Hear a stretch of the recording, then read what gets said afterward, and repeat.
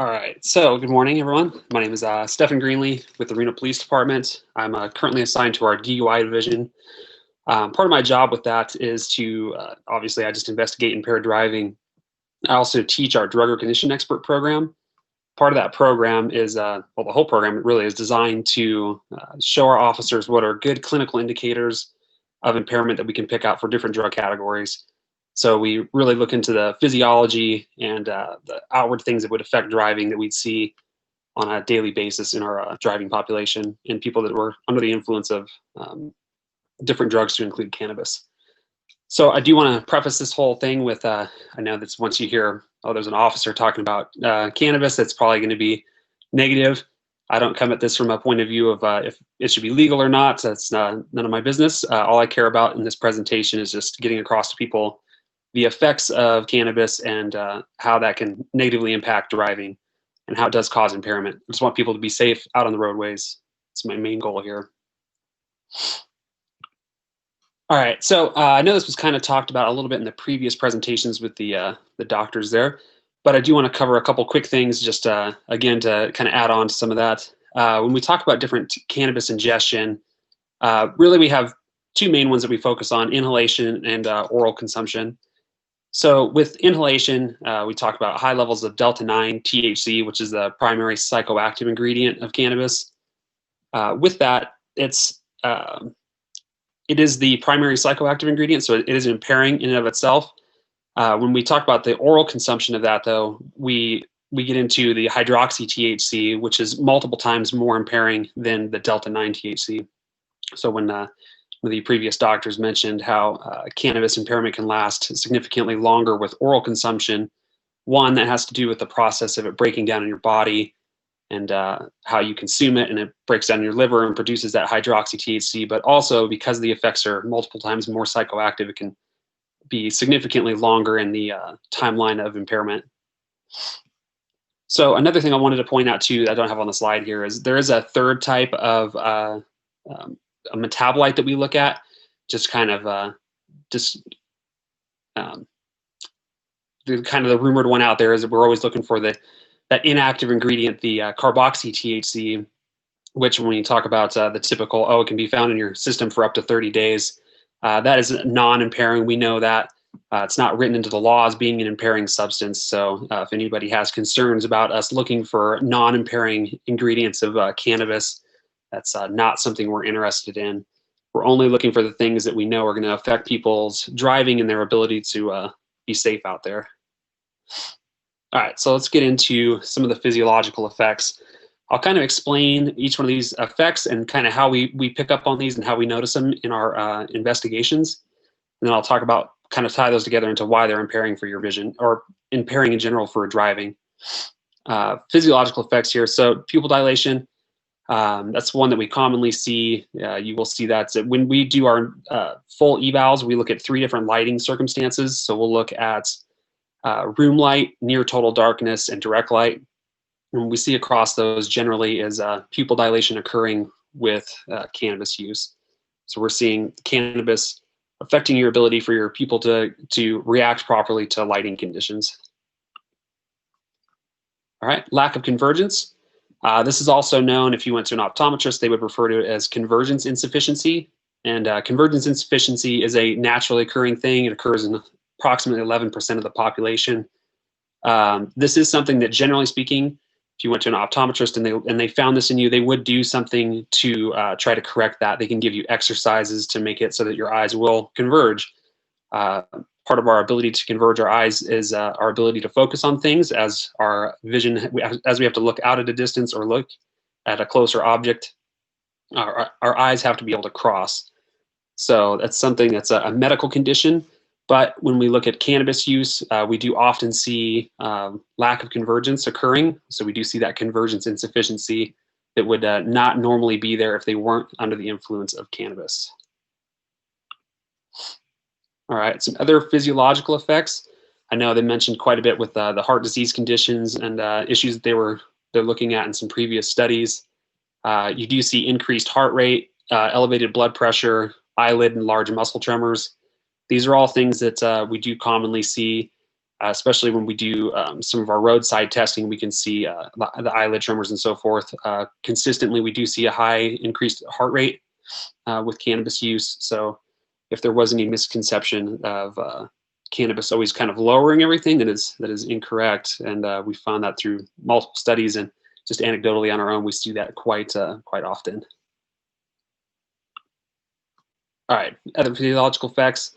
So proprioception, this is a big one. I think it's pretty important. And in the 302 study, which was put out a couple years back now, they looked at a variety of different cases of arrests that were made and different effects that were seen during this, during those different arrests.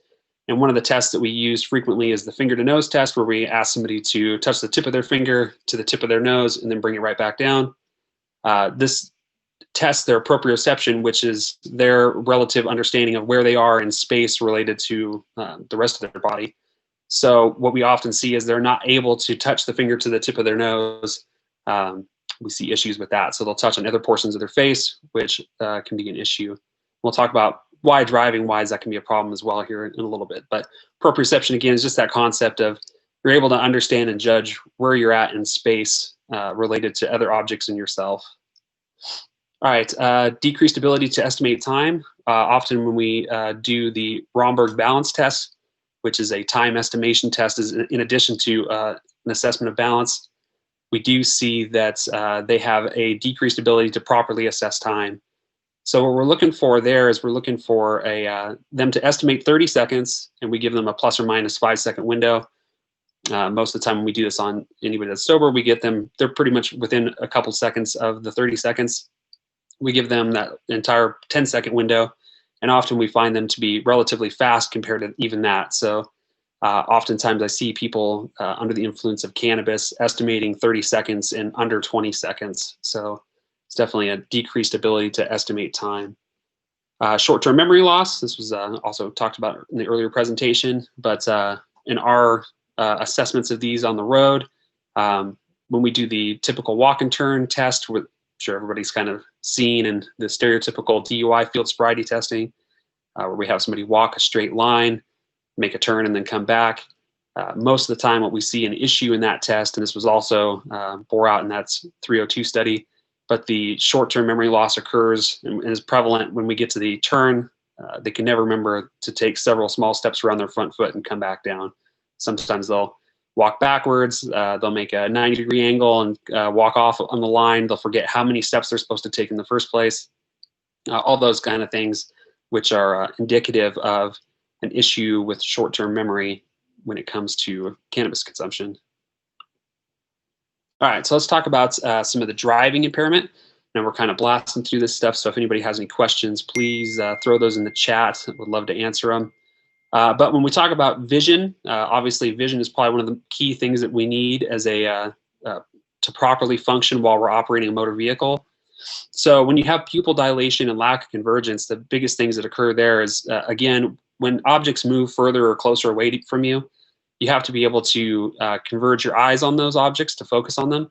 And also your pupils will change size in order to functionally focus on that object. So what we see with driving impairment is that when you ingest a substance, and it really doesn't matter what the substance is, but particularly with cannabis, when we see that pupil dilation and lack of convergence, it's not allowing people to properly focus and adjust their eyes on objects and see what they need to see. With proprioception, again, we see an issue with just being able to know where they're at in space. So if your foot's trying to touch the brake versus the gas, that could be an obvious issue if you can't tell where your foot is supposed to be in that space and location. Same thing with your hands on the steering wheel. If you look to the side and you're no longer looking at your hands, can you properly tell and estimate where your hands are so that you don't jerk the wheel to one side or the other? All these can be issues with proprioception and driving. Time estimation.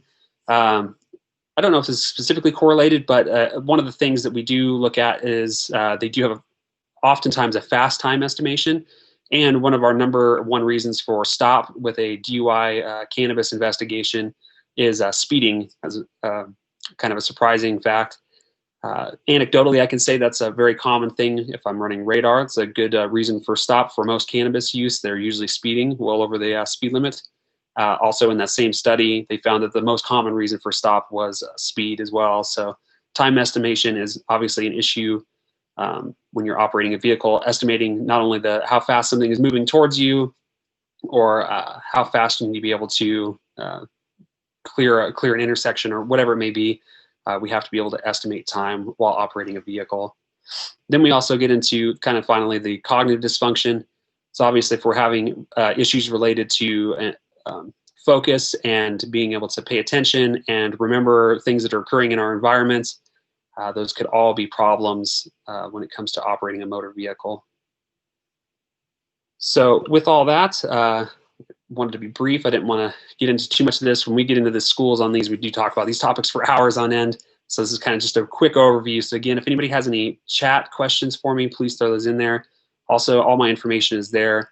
I didn't have it in my original PowerPoint slides that were presented, so I added them here for you. Please feel free to reach out to me if you have any questions on that. It's a pretty in-depth topic. The school we go over is a multi-week school, 8 hours a day. It's a lot of training, so there's a lot more to it than just this stuff. It's kind of just a brief overview of impairment related to DUI and cannabis.